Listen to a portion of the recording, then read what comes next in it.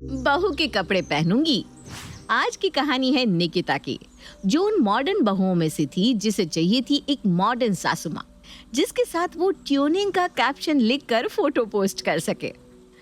पर अनफॉर्चुनेटली रीना ऐसे बिल्कुल भी नहीं थी और अपनी सास के ऐसे ओल्ड फैशन होने के कारण निकिता बड़ी परेशान रहती थी।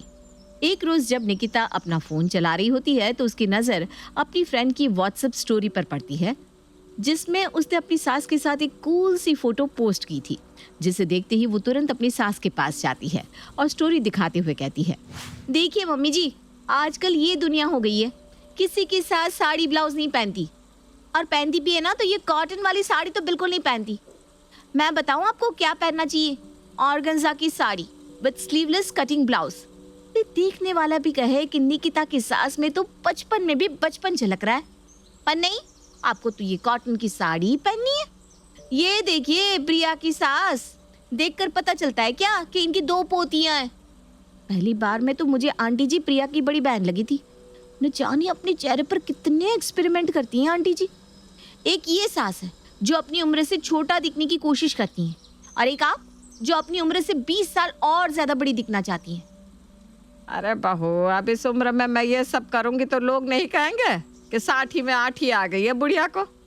तुम लोगों की उम्र है जीने की, तुम्हें जो पहनना है पहनो। मेरे तो दिन निकल गए बहू। वैसे बिना ये सब मॉडर्न कपड़े पहनकर मैं बूढ़ी घोड़ी लाल लगाम लगूंगी। थोड़ा तो आपको बदलना ही होगा मम्मी जी।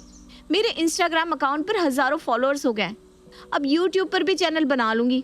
मैं सोच रही हूँ धीरे धीरे अब आपके साथ भी फोटोज डालूं, वीडियो डालूं, तब सबको पता चले ना कि मेरे ससुराल वाले कितने मॉडर्न है, कितने फ्रैंक है। इससे मेरे फॉलोअर्स और भी बढ़ेंगे।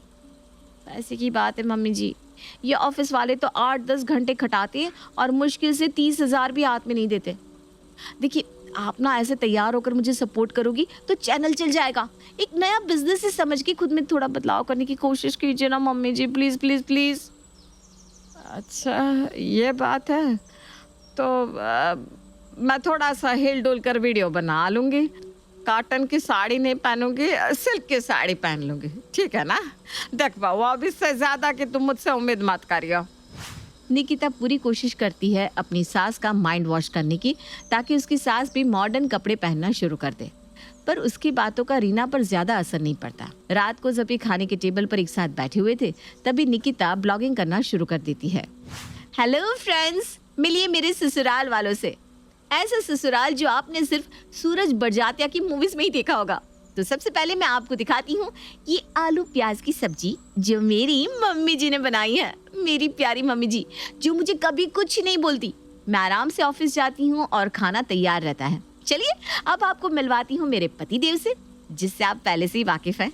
Love of my life Sohil, जो हर काम में मुझे आगे बढ़ाने की पूरी कोशिश करता है। और ये है मेरे पापा जी, जो ससुर कम मेरे फ्रेंड्स ज़्यादा है। तो चलिए फ्रेंड्स, मैं जा रही हूँ डिनर करने, आप भी डिनर कीजिए। Okay bye.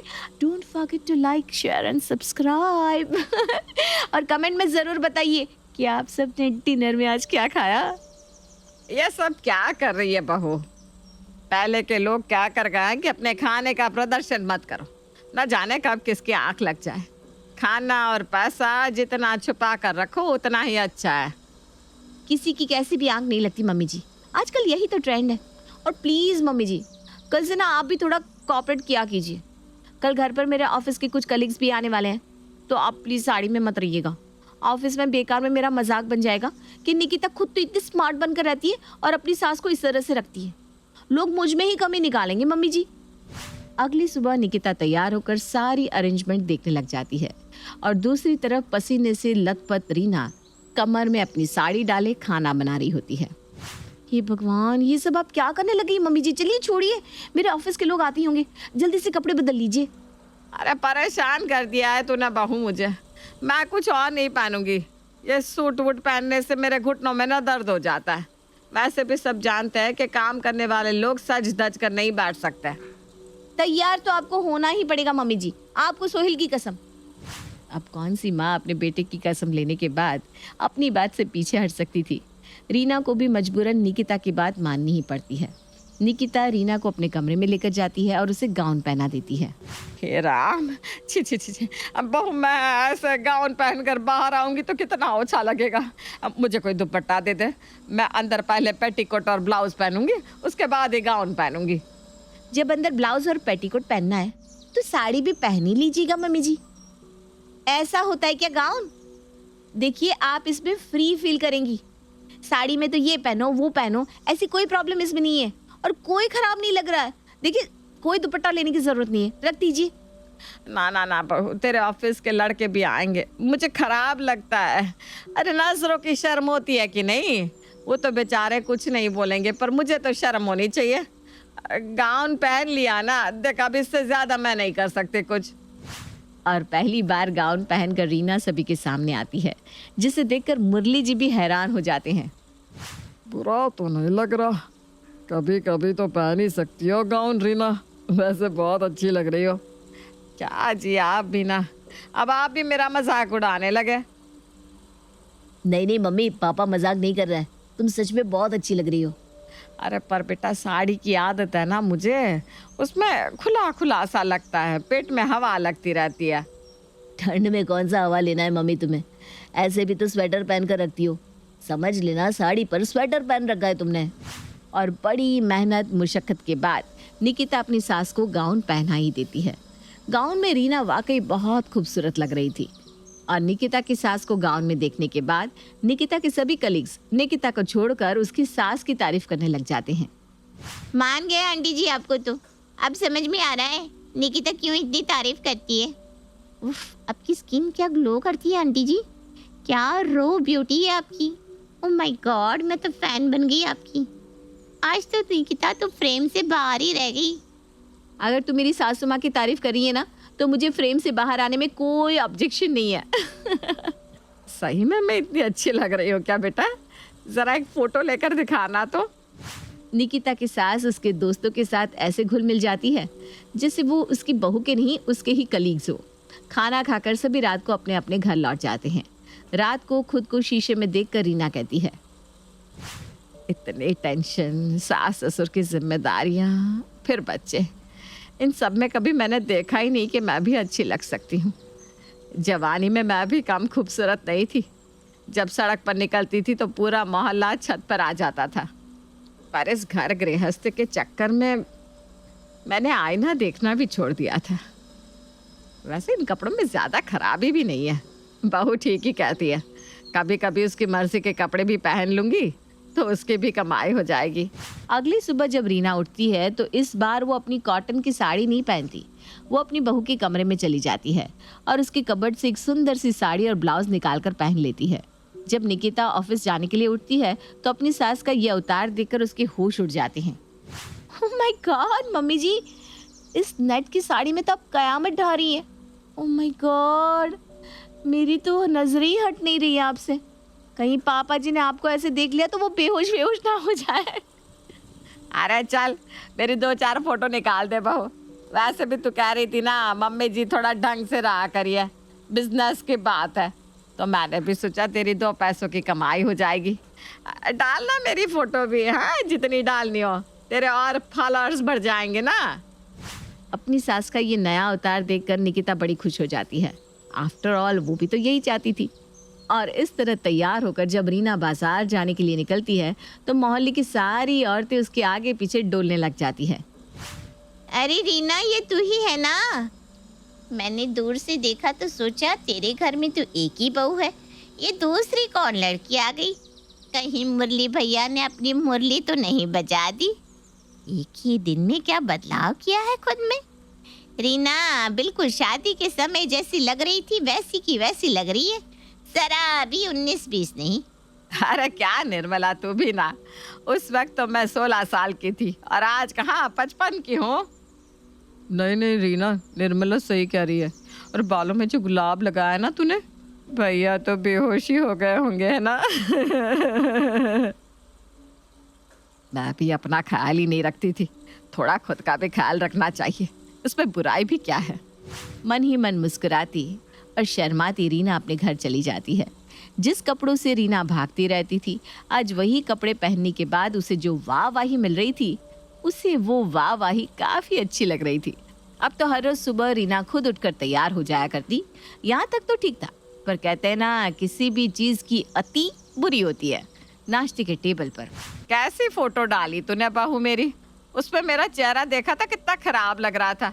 डालने के पहले मुझे दिखा तो दिया कर। ढंग की फोटो नहीं रहती मेरी तो अच्छा नहीं लगता मुझे। कहाँ मम्मी, अच्छी तो लग रही है फोटो आपकी। अरे मुझे मत सिखा, मेरा भी अकाउंट है, मैं भी जानती हूँ लोग कैसी फोटो डालते हैं। और आज रात का खाना ना तुम लोग बाहर से मंगवा लेना, क्योंकि मेरी सारी सहेलियां एक पार्टी कर रही है जिसका थीम है फीलिंग 20s in 50। तो मैं वो तेरी काली वाली वन पीस है ना, वो पहन कर चली जाऊंगी, ठीक है ना?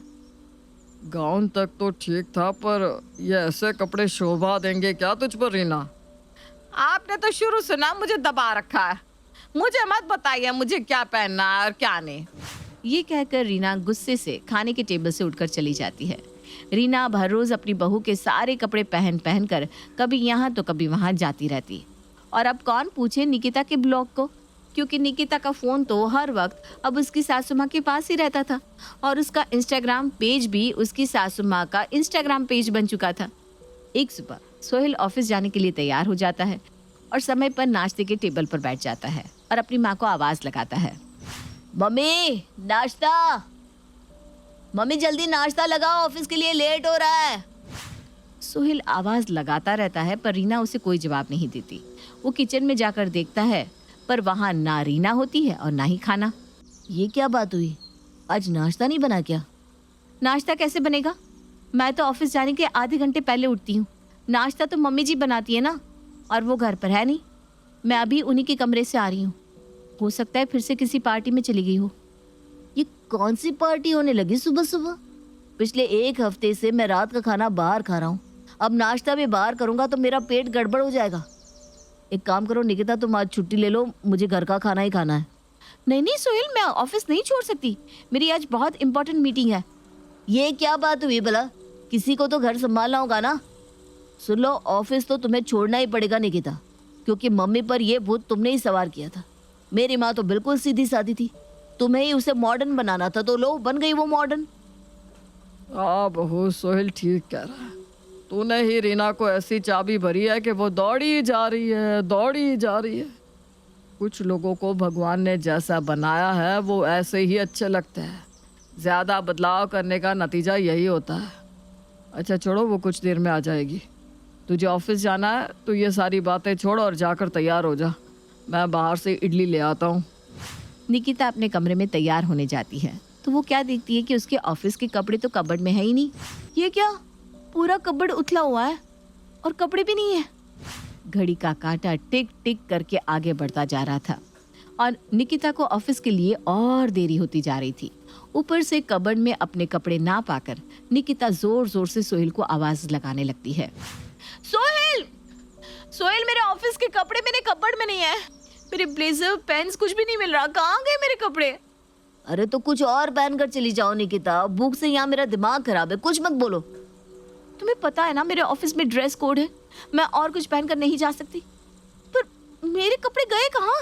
धरती खा गई कि आसमान निकल गया? आज तक तो इस घर में एक सुई भी इधर से उधर नहीं हुई, तो आज कैसे इतने बड़े कपड़े गायब हो गए? अरे हाँ, सुबह मम्मी जी मेरे कमरे में आई थी, कहीं मम्मी जी मेरे ऑफिस के कपड़े पहनकर बाहर तो नहीं चली गई? भगवान, बस अब यही देखना बाकी रह गया था। अब तो रीना की हरकतों से निकिता भी परेशान हो गई थी। वो अपनी बहू के नए नए ब्रांडेड कपड़े तो पहन ही लेती थी, पर आज उसने बहू के ऑफिस के कपड़े तक पहन लिए थे।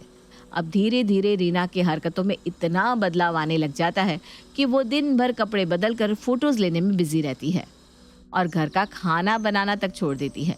निकिता को तो ऑफिस जाना होता था, इसलिए सभी को तीनों वक्त बाहर का ही खाना पड़ता है। जो भूत मैंने मम्मी जी के सर पर चढ़ाया है, उस भूत को मुझे ही उनके सर से उतारना पड़ेगा। अगर मैं ऐसे ही मम्मी जी को समझाने जाऊंगी तो वो मेरी बात नहीं मानेंगी, मुझे कोई दूसरा रास्ता ही अपनाना होगा। निकिता अपने दिमाग के घोड़े दौड़ाना शुरू करती है और अपनी फ्रेंड को मदद के लिए कॉल लगाती है। मैं तो पहले ही जानती थी यही होगा, पर तुझे ही इस शौफ की दुनिया का हिस्सा बनना था ना। छोड़, मेरे पास एक आइडिया है। मैं तुझे मेरे एक दोस्त का नंबर देती हूँ, वो एक्टर है, तो उससे बात कर ले। और जैसा जैसा मैं कहती जाती हूँ वैसा ही करना। देखना, तुझे तेरी सीधी सास फिर से मिल जाएगी। प्रिया का फॉर्मूला कभी फ्लॉप नहीं होता। प्रिया की बात मानकर निकिता 2-3 एक्टर्स हायर करती है और उन्हें अपनी सास को सड़क पर छेड़ने को कहती है। वो लड़के निकिता के कहने पर उसके मोहल्ले की बाहर की गली में खड़े हो जाते हैं और जैसे ही रीना अपने घर को लौट रही थी, तीनों एक्टर्स अपनी एक्टिंग करना शुरू कर देते हैं। सबसे पहले उनमें से एक लड़का रीना को देखकर सीटी मारते हुए कहता है, अरे हाय कहाँ जल्दी। बहुत लोगों को कोट पैंट पहने देखा है, पर इस तरह का जलवा कभी किसी में नहीं देखा। हाय, परे हटो, दूर जाओ। शर्म नहीं आती क्या तुम लोगों को? तुम लोगों से बड़ा तो मेरा बेटा है और मुझे लाइन मारते हो। हटो यहाँ से। चल झूठी, 25-26 साल की होकर बता रही है क्या हमारे जैसे बेटे? कौन मानेगा तेरी बात? जरा इसके कपड़े तो देख सुमित, लगता है क्या इसकी उम्र 16 साल से भी एक दिन भी ज्यादा हो। सड़क पर लड़कों के ऐसे कमेंट सुनकर रीना घबरा जाती है और भागती हुई अपने घर पहुंचकर सीधा अपने कमरे में चली जाती है। निकिता तो सब जानती ही थी। वो हॉल में बैठी अपनी सास के बाहर आने का इंतजार कर रही थी और 10 मिनट के बाद रीना पहले की तरह कॉटन की साड़ी पहनकर बाहर आती है। ये ले बहू तेरा कोट और पैंट, मुझे नहीं पहना ये कपड़े, और कसम है तुझे अगर तूने कभी मुझे अपने कपड़े पहनने को कहा तो। ये अचानक तेरी सास को क्या हो गया बहू? आप कह रहे थे ना पापा जी, चाबी कुछ ज्यादा लगा दी है मैंने, तो मैंने चाबी निकाल दी।